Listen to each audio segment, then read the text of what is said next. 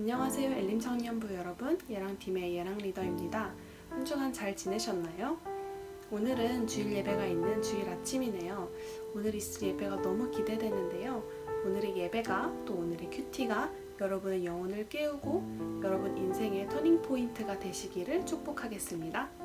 그럼 오늘 말씀 같이 한번 묵상해 보도록 하겠는데요.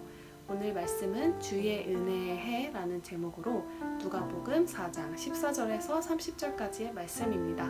우리 함께 먼저 읽어보고 오도록 하겠습니다. 잠시 후에 만나요.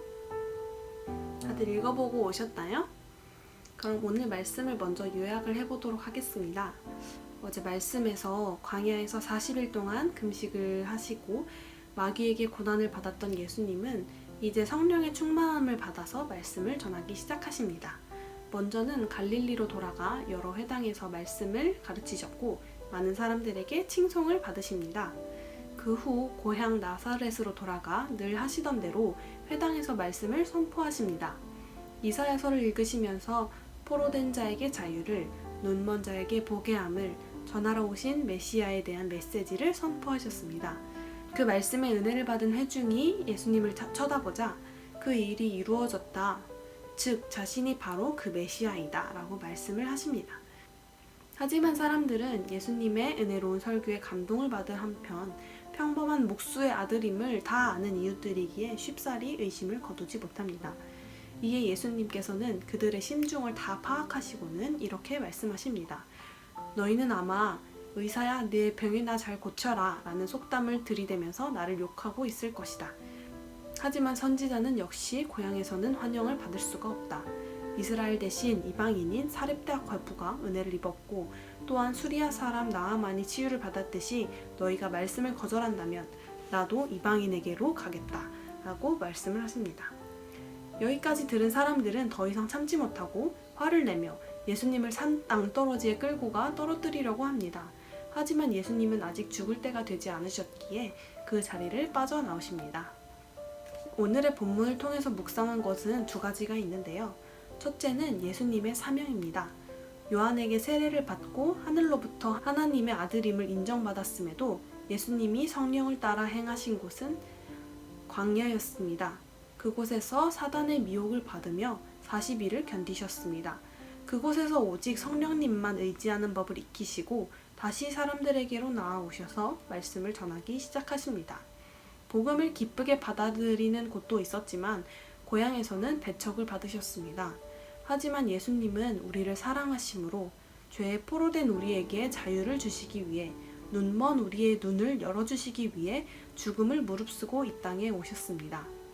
목숨 걸고 이 땅에 오셔서 전해주시는 그 예수님의 말씀이 내 삶에도 살아 숨쉬고 있는지 점검해 보아야 할 것을 깨달았습니다.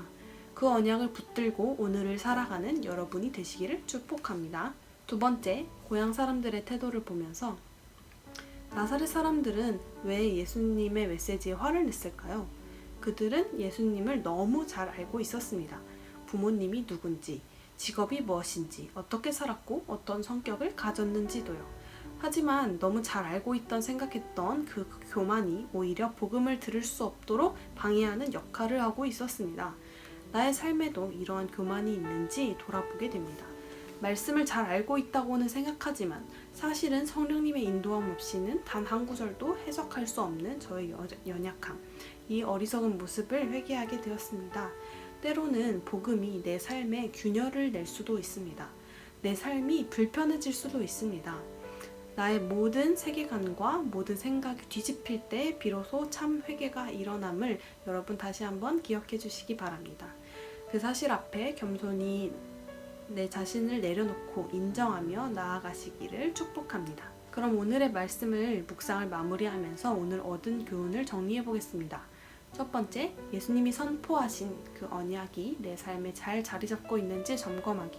두 번째, 내 삶을 불편하게 만들고 내가 알던 지식을 깨뜨리는 복음의 능력 앞에 겸손한 태도로 나아가기. 그래서 오늘 하루 이 교훈을 실천하기 위해 일찍 일어나 하나님과 교제하는 시간 갖기, 말씀 주워 읽기, 이 두 가지를 적용점으로 잡아보았습니다. 사랑하는 하나님 아버지, 오늘 누가복음을 통해 인간으로 오신 예수님의 모습에 대해서 묵상하게 하시니 감사합니다. 이 땅에 가져오신 언약을 다시 한번 기억하게 되었습니다. 내 삶에 여전히 죄로 인해 묶여있는 부분들을 발견하게 하시고 하나님 앞에 순종하며 겸손하게 나아가게 하여 주옵소서. 내 삶을 불편하게 하는 복음을 인정하고 그때의 주님의 인도하심을 발견하며 날마다 새로운 감동으로 나아가게 하여 주옵소서. 오늘은 또한 주일 예배가 있는 날입니다. 우리가 먼저 말씀 앞에 나를 낮추고 겸허한 마음으로 나아갈 때 새로운 기름 부으심으로 함께 하시기를 소망합니다. 이 모든 말씀 살아계신 예수님의 이름으로 기도하였습니다. 아멘. 수고하셨습니다, 여러분. 그럼 이따 예배 때 만나요. 안녕.